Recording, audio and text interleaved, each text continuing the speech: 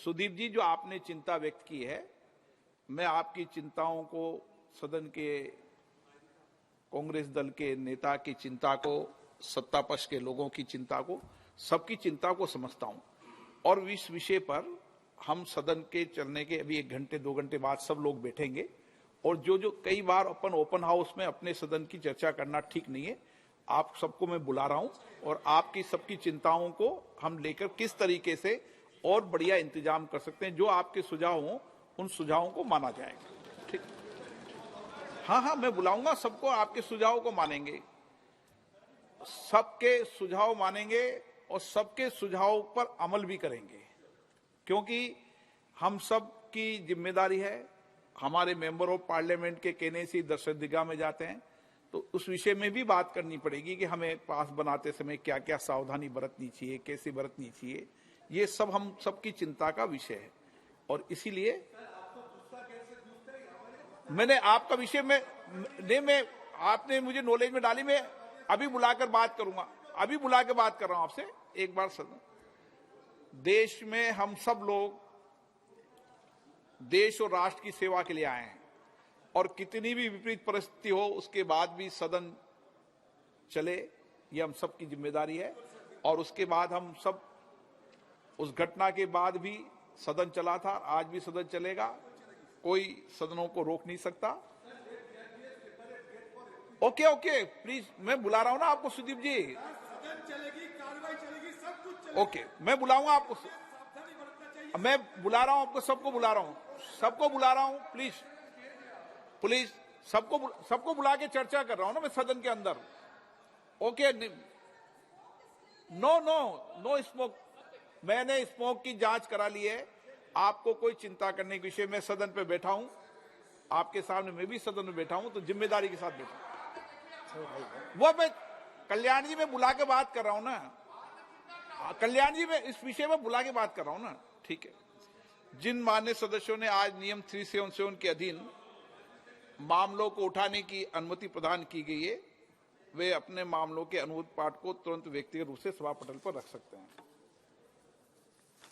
Item number 27A, Hardeep Puri ji. Sir, with your permission, I rise to move for leave to introduce a bill further to amend the National Capital Territory of Delhi laws, special provisions, Second Amendment Act 2011, to extend validity of this act for a further period of 3 years from 1st January 2024 to 31st December 2026.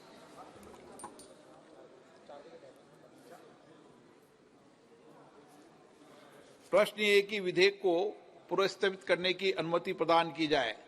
जो सदस्य इसके पक्ष में हाँ कहें, जो सदस्य विरोध में ना कहें। मेरे विचार में निर्णय हाँ वालों के पक्ष में, हाँ वालों के पक्ष में माननीय मंत्री जी विधेयक को पुनर्स्थापित करें। Sir, I introduce the bill.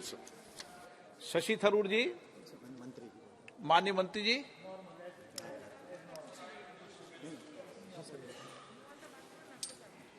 नहीं, एक मिनट, पहले शशि थरूर जी बोलेंगे इस विषय पर। Sir, I'm going to.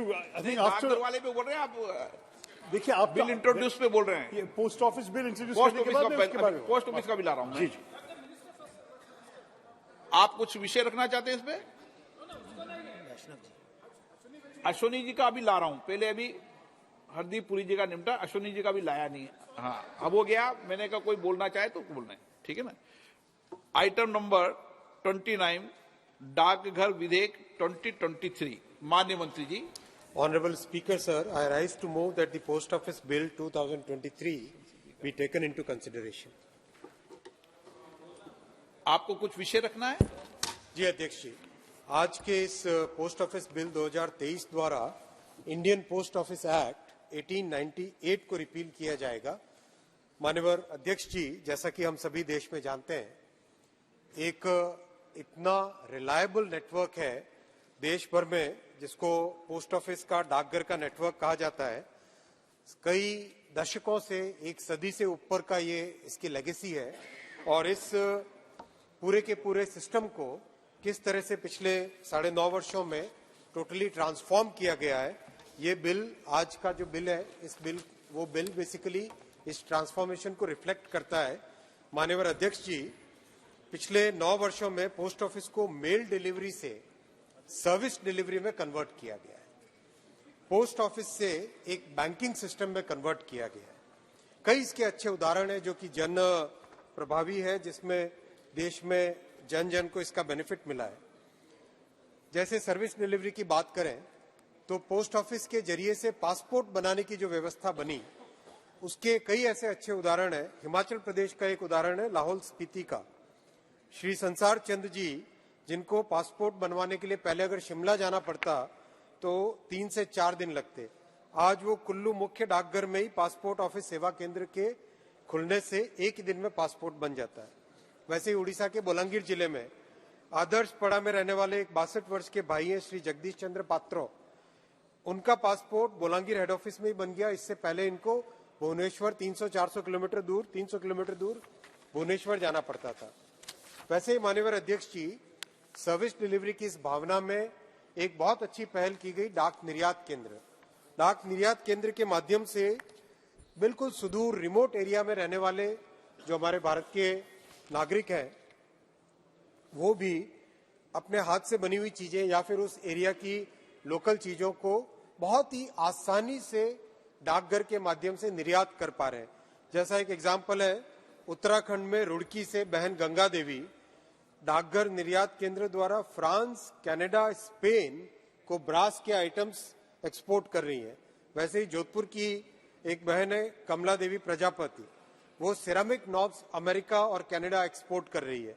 Bhagalpur Bihar के भाई अहमद नदीम आसपास में जो रेशम की साड़ी और कपड़े का जो काम होता है, उसकी जो कतरन होती है माननीय अध्यक्ष जी, उसकी बेकार सामग्री से बना के पर्दे, सोफा कवर, पिलो कवर इत्यादि बनाते हैं और ऑस्ट्रेलिया, कनाडा, ब्रिटेन को एक्सपोर्ट करते हैं डाक निर्यात केंद्र के जरिए से। वैसे ही गोवा में बहन मोना डिसूजा है, वो पर्सनलाइज्ड फोटो फ्रेम सिंगापुर और यूएई निर्यात करती है। अध्यक्ष जी, डाकघर को डाक डिलीवरी से सर्विस डिलीवरी में कन्वर्ट किया और साथ ही साथ डाकघर को एक तरीके से पोस्ट ऑफिस से बैंकिंग सिस्टम में कन्वर्ट किया। तो इंडिया पोस्ट पेमेंट बैंक की अगर हम बात करें, उड़ीसा के गजपति जिले की 95 ईयर ओल्ड वृद्ध माता लबंग गया जी, उनको बड़ी तकलीफ होती थी चलने फिरने में, 95 ईयर्स की है, बैंक तक जाके अपनी पेंशन लेने में दिक्कत होती थी। पोस्ट ऑफिस के द्वारा जब ये सर्विस दी गई तो उनके घर पे ये फैसिलिटी उनको आज पेंशन मिल जाती है। ऐसे बहुत सारे अनेक उदाहरण है जन सेवा के। तो माननीय अध्यक्ष जी, पासपोर्ट सेवा केंद्र से आज करीब करीब अब तक 1.25 करोड़ से अधिक देशवासियों को इसका लाभ मिल चुका है।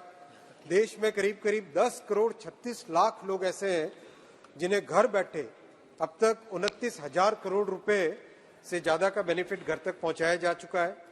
किसी भी बैंक के अकाउंट होल्डर हो, पोस्ट ऑफिस के इलेक्ट्रॉनिक डिवाइस से आधार इनेबल्ड तरीके से अच्छे से आसानी से कनेक्ट करके आज सरकार की जो सुविधाएं हैं, जो लाभ है, वो लोगों को घर तक मिल रहे हैं पोस्ट ऑफिस के जरिए से। मैं सभी मान्यवर सांसदों से भी निवेदन करूंगा कि आप भी अपने क्षेत्र में इस फैसिलिटी का उपयोग कराएं और जितना हो सके अपने क्षेत्र के निवासियों का पोस्ट ऑफिस में इंडिया पोस्ट पेमेंट बैंक में अकाउंट खुलवाएं, तो उनका जो लाभ है वो लाभ आराम से घर बैठे मिल सकता है। माननीय अध्यक्ष जी, पोस्ट पेमेंट बैंक के जरिए से करीब करीब 8 करोड़ कस्टमर है, जिसमें से 3.5 करोड़ कस्टमर तो बहनें हैं। तो ये आज इतनी बड़ी सुविधाएं भारत के प्रधानमंत्री श्री नरेंद्र मोदी जी ने दी है, जिससे जन जन के जीवन में एक बहुत बड़ा परिवर्तन आया है। अध्यक्ष जी, मैं एक और विषय आपके सामने रखूंगा। 2004 से 2014 तक इस पुराने विस्तृत नेटवर्क को एक तरीके से श्रिंक करने की कमजोर करने का प्रयास किया गया। करीब 660 पोस्ट ऑफिस बंद किए गए 4 से 14 वाले पीरियड में। लेकिन मोदी जी ने आने के बाद में एक बार फिर इस पूरे नेटवर्क को मजबूत बनाने का हाथ में बीड़ा उठाया और मजबूत बनाने के लिए कई कदम उठाए, जिसमें 5000 नए डाकघर खोले गए और सभी को 5 किलोमीटर के दायरे में सुगम बैंकिंग सर्विस मिल सके। डाकघर के जरिए से, पोस्टल बैंक के जरिए से इसके लिए अभी हाल ही में 5,746 नए डाकघर भी सैंक्शन किए गए।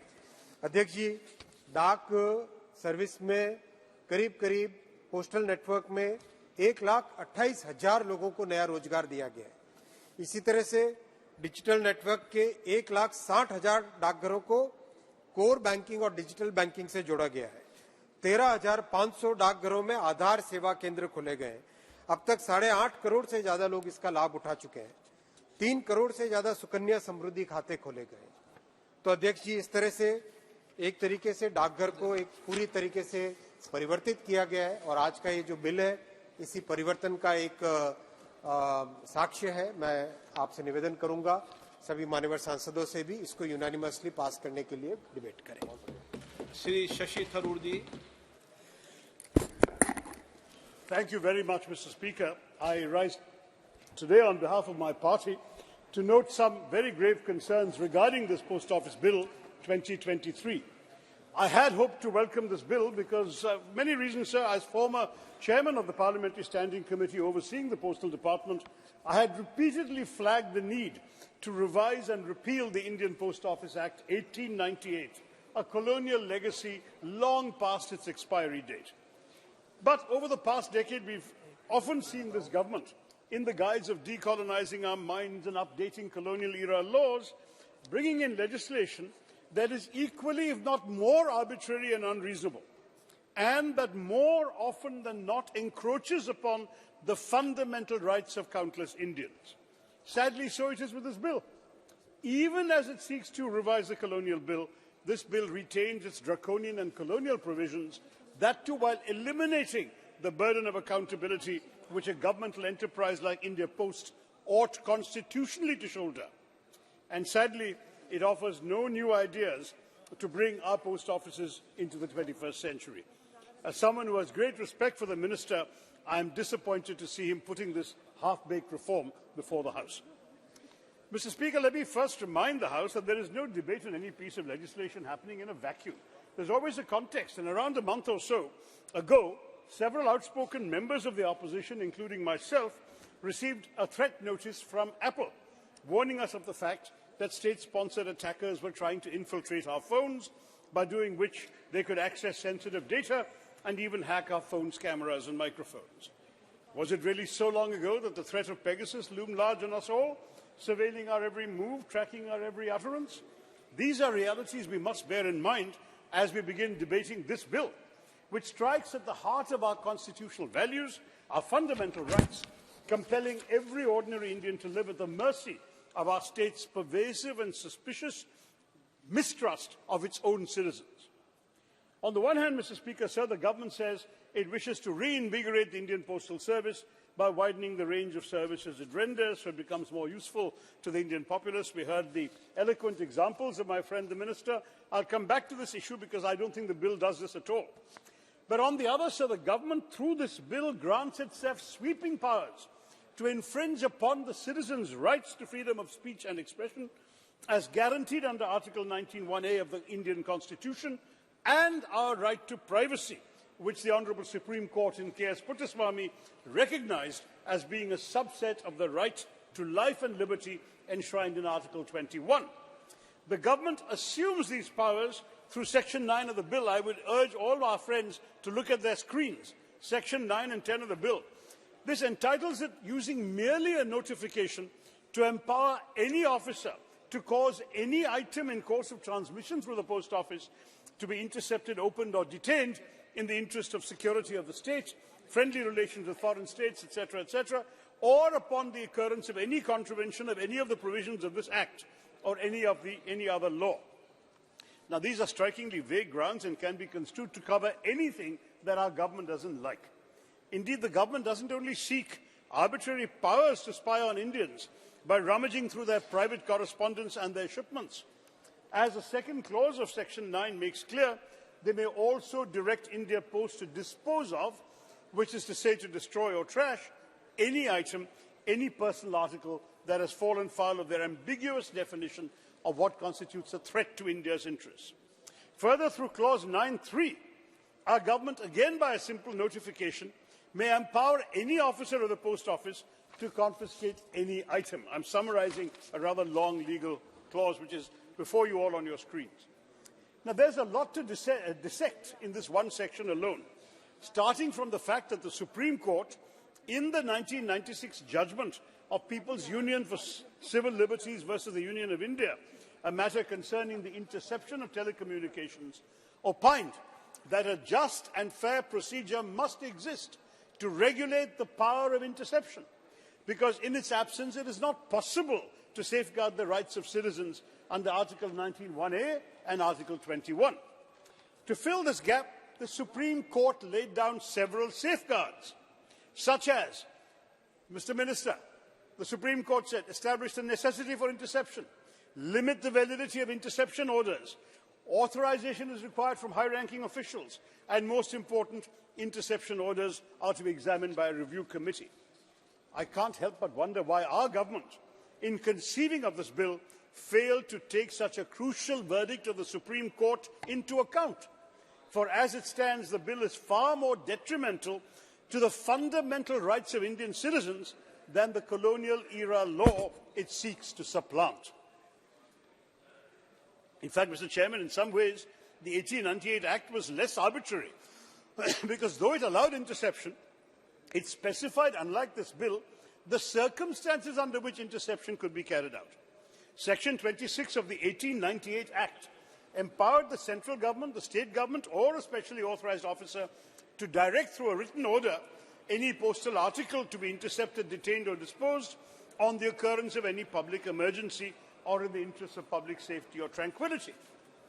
Now, while examining the 1898 Act in 1968, the Law Commission opined that the term emergency is not explicitly defined, provides far too wide a ground for interpretation and therefore for interception, and the Commission added that a public emergency cannot be a constitutionally permissible ground for interception if it does not impinge on the security of the state, public order, or any other thing specified in the Constitution. Therefore, it can certainly be said that the criterion of emergency, which unfortunately again features in this 2023 bill, may be beyond the scope of the reasonable restrictions permitted by our Constitution. Even as recently as 2015, in the matter of Shreya Singhal versus the Union of India, the Supreme Court reaffirmed that arbitrary grounds for restricting freedom of speech and expression are unconstitutional. Here we have once again our government being willfully indifferent to the wise counsel of the highest court of our land. In fact, by not even defining what sort of matter and material cannot be sent through the post, something which the 1898 Act does, our government has sought to make Indians yet more vulnerable to this attempted mass surveillance. So Section 9 of the Post Office Bill 2023 not only grants the government Orwellian powers to intrude into our lives by intercepting, detaining, destroying our correspondence or our consignments, it also does not provide for any mechanism whereby the concerned citizen can even be informed of their correspondence or consignment having been intercepted, and whereby they can contest India Post's decision to intercept, detain, or destroy their correspondence. In other words, there is simply no grievance redressal mechanism in the bill, an absence which is felt all the more keenly if you just scroll down to Section 10. By keeping Indians in the dark as to the interception, detention, or destruction of their correspondence and consignments, and by not allowing them to contest these decisions, which are inherently arbitrary, our government has violated every principle of natural justice and due process of law, because in cases like these, neither will it bother to listen to the other side, nor will it grant the concerned citizen the right to make a case for themselves.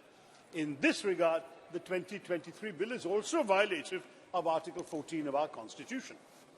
The problem of this bill's not having a grievance redressal mechanism becomes especially agonizing when we look at Section 10.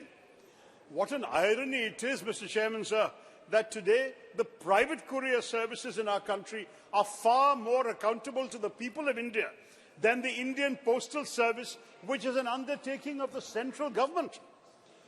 While the Consumer Protection Act of 2019 holds our private couriers to account, that does not apply to India Post. And now, pursuant to the second clause of this bill's section 10, no officer of the post office shall incur any liability with regard to a service provided by the post office unless the officer has acted fraudulently or willfully caused loss, delay or misdelivery. Now, this clause bolsters our government's power to intercept, detain or destroy our postal articles without being in any way accountable to the people of India. We also cannot hold postal workers liable for loss, delay or misdelivery, for then will commence a debate about whether the omission was committed willfully or with a fraudulent intent, plunging the ordinary Indian citizen into endless red tape. Indeed, because the bill does not provide for a grievance redressal mechanism, Indians have absolutely no avenue to hold the Postal Service liable, and because the Consumer Protection Act does not apply to India Post, the people of India are not entitled to compensation should they incur any loss or damage owing to the post office's negligence. Interestingly, the prescription of liability is itself a power that the government assigns itself. If you look at section 10(1), notwithstanding anything in any other law for the time being enforced, the post office shall not incur any liability, except such liability as may be prescribed with regard to a service provided by the post office. Now, Mr. Chairman, sir, I must say to the Minister that when you yourself can decide where you will be accountable to the people, when you yourself can choose whether you want to be accountable to the people and how much you are accountable to the people, that means you are not accountable at all.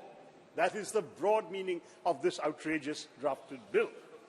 To send across a letter or parcel through India Post is to fling it essentially into a black hole, with no accountability whatsoever as to whether it will reach its destination or be received by whoever you're sending it to. What's more, you would not even get to know what happened with your letter or parcel, because nowhere in the bill does there exist any provision to notify the concerned citizen that their item has been intercepted. Now, this is profoundly worrying. It would have been one thing to exempt postal workers from liability relating to intercepting items, that the bill does not even consider them liable for such blatant wrongs as loss, misdelivery, delay or damage is downright unacceptable, not least for those e-commerce portals that are the backbone of digital India and that choose to deliver their products through India Post. I love those examples our minister gave us. Miss so-and-so here, Begum so-and-so there, and so on, have been sending those items. But under this law, if those items are damaged, misdelivered, stolen, no one will know anything. They won't even be notified. What kind of bill is this, Mr. Chairman? All in all, Section 10 might well be interpreted as the government absolving the employees of the Indian Postal Service, even though they are public servants, of the accountability that all public servants legally have to the citizens they serve.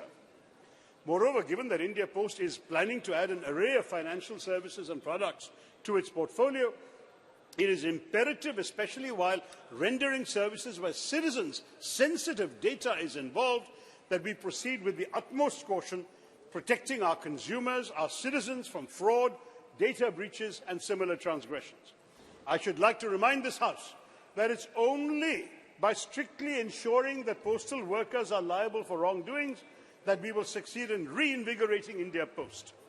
Ultimately, in the absence of a grievance redressal mechanism, the citizens will have no option but to seek justice by moving the courts in accordance with Articles 32 and 226 of our Constitution, and that will merely increase the pendency of cases piled on top of our already overburdened judiciary. Mr. Chairman, sir, let me draw your attention to the fact that the Indian Post Office Act of 1898, this colonial law, was far more accountable to the Indian people than this new law, which is presented to us as a break from the colonial past. Under the 1898 Act, for instance, the illegal opening of postal articles by a postal officer was punishable with imprisonment for up to 2 years, or a fine, or both. In stark contrast, under this bill, 2023, there is no repercussion for such a flagrant violation of our right to privacy. As I have already mentioned, the bill in Section 10 states that no officer will be liable with regard to a service rendered by India Post. And, of course, the fact is that if indeed an officer does indeed willfully commit transgressions, the bill does not specify what the punishment is, unlike the 1898 bill. Formerly, under the 1898 Act, transgressions like theft, misappropriation, destruction of postal articles by an employee of India Post used to be punishable with imprisonment up to 7 years and a fine. but the Jan Vishwas Amendments of Provisions Act 2023 struck off all such provisions. All such punishments are gone. So first, Jan Vishwas watered down the offences and penalties that an officer of India Post was subject to under the 1898 Act, and now this bill, by dispensing with these offences and penalties, wishes to make the officers of India Post, the employees, and therefore our government, wholly unanswerable to the citizen of India. Wow. Now, the jarring absence of either any liabilities or a grievance redressal mechanism in the Post Office Bill 2023 flies in the face of how the same ministers, other ministry, the Railways, holds itself accountable to Indians. The Railway Claims Tribunal Act 1987 instituted tribunals for dealing with complaints against the Indian Railways for lapses of services. If your 2023 bill here did not want to go so far as to establish a grievance redressal tribunal, at the very least you could have incorporated the Supreme Court's 1996 recommendations regarding the exercise of the power of interception. Through this bill, our government has sought to make itself the judge, jury and executioner in all those cases where a citizen's correspondence or consignment is found violative of the bill's excessively vague grounds. On this bill, Mr. Chairman, sir, there is nothing that is reasonable, there is plenty that is restrictive. Now, according to the Universal Postal Union, 73% of the postal services in the world over suggest that without a complete digital overhaul of postal facilities, the survival of post offices is simply not feasible. That our government, in an age of digital India and self-reliant India, Atmanirbhar India, should fail to lay down the groundwork for such a reinvigoration is unimaginable and sad. Yes, now please. Imagination is what this bill lacks, Mr. Chair. Today, India Post has a monopoly on conveying letters. Gone are the days when they had a monopoly on anything else. Our post offices could be steeped in antiquity, staffed with demotivated employees whose only job was to push stamps and files. Our postal services are at a turning point today and must compete in order to remain relevant. If it envisages India Post... So I need another 5 minutes, sir. I'm the principal speaker of my house. I've only got... So the major point is two small points coming. If it envisages India Post as rendering e-commerce, e-government and e-finance, then our government must move towards its rapid digitization and diversification. A simple step, just to illustrate the point I'm seeking to make, is the idea that others are discussing of an encrypted digital postbox service being introduced, a sort of like an India Post email service, which will save Indians a lot of money in postage fees. Through this service, such a service, citizens can view, manage and organize their digital communications from numerous providers in a single location, and that too through just one account. Through this account, citizens can receive and respond to several transactional communications and securely manage, by linking it to their UPI, other affairs such as booking railway, bus and air tickets, paying for governmental services like LPG, electricity, water and so on, and perhaps also for private services like Netflix or Spotify. They should also be able to upload and store documents and receive important notices and reminders. So in other words, the goal should be to make India Post useful to the ordinary Indian citizen by thinking out of the box, as also by discussing threadbare in Parliament what sort of facilities we must afford our citizens and why.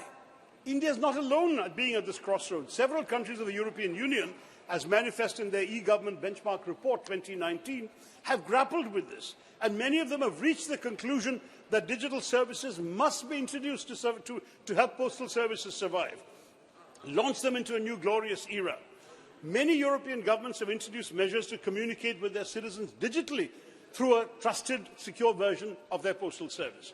We must remember, sir, that citizens will be willing to share their personal data online only if their government can guarantee them the highest standards of digital safety and security. Sir, please try to... No, sir. I'm prepared to speak for my party. You've got to give me the time I was promised. I was told 25 minutes. I have not taken that long, sir. We also have at our disposal... Yes. We also have at our disposal a magnificent lattice work of real estate that can and must be put to better use and made commercially profitable. In an economy like ours that is fast becoming an e-commerce delivery chain, as the Minister has said, postmen who are given, of course, to going everywhere in our country to the most remote places can be utilised as a last mile carrier, and India Post is collaborating with Amazon already. We have this robust infrastructure. We have lakhs of dedicated postal workers. The endeavour now must be to reimagine and remold it so that the post offices can actually move into the 21st century, provide financial services, which is already mentioned, like the India Post Payments Bank. But why not, for example, institutional credit? Nearly 40% of our rural population lack access to credit, another gap that India Post can strive to fill. In many countries, post offices have been repurposed to provide additional services beyond their traditional role. The Minister mentioned several exports from remote areas, but that was already the work of the post office in sending out any packages. Why can't we think more imaginatively about service delivery? Would it not be more wonderful in rural areas to see them transformed into internet hubs that enable students to access educational material and complete formalities like filling examination forms online, all without any need to go too far from their homes? Why not voters' registration, driving licenses? Some post offices abroad have got into all this, have expanded their offerings to include retail services, including selling stationery and books and gifts and so on, like the Japan Post Group does. In some countries, post offices have partnered with healthcare providers to offer medical services such as vaccinations, health checkups and prescription delivery. Imagine during COVID if we could have gone to our local post office. Tarurji, please now vaccinated. Conclude, because one second. Your party is having 3 speakers. The total time allotted for the party is 25 minutes. Already you have 22 minutes. Either I'll take just 1 minute. I get you, sir. Please. Okay. Let me just complete, sir. Just another minute. These are important points, sir. You have already spoke well about the bill. That's why I'm saying. Yeah, I've gone into the bill in some detail because it's important we're seriously discussing this bill, sir. But anyway, just to add, I will try and conclude very quickly by just pointing out that the Minister's goals he mentioned are all laudable aspirations. They're crucial for the reinvigoration of India Post. But perhaps the greatest flaws of this bill, the evident disdain for our fundamental rights, apart from that, is the fact that it harps on about this alluring destination without prescribing a map that will get us there. Nowhere in the Post Office Bill does our government spell out how exactly it intends to convert India Post into a network for the delivery of citizen-centric services. We are being asked to take solace in the fact that once the bill is passed into law, our government will whirl a magic wand of rules and regulations and catapult our postal services to be dazzling new heights. There is no specific promise to the citizens of India. Other than that, the post office will not be accountable, the post office will not be liable. Thank you. So, sir, I'll just conclude. If this transformation comes at the cost of endangering every Indian citizen's right to free speech and expression, every Indian's right to privacy, every Indian's right to natural justice and due process of law, then the remedy is worse than the disease, and therefore I would say this bill is a great disappointment, and I request the Minister to kindly return to the drawing board and come back with something better. Thank you, Mr. Chairman. Jai Hind. Thank you very much, Mr. Shashi Tharoor. Now, next, Sri Tapir Gaoji.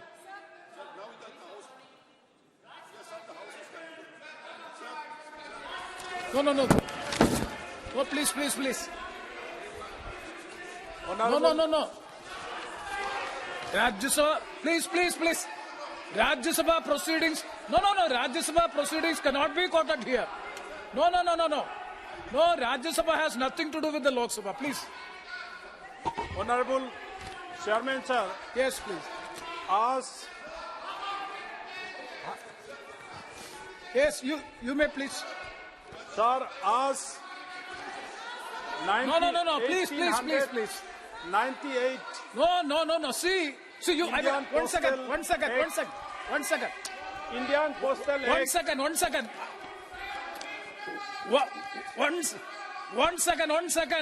One second. No, honorable. Then you start. ये 125 साल एक पुराना British legacy एक को आज postal bill the post office bill 2020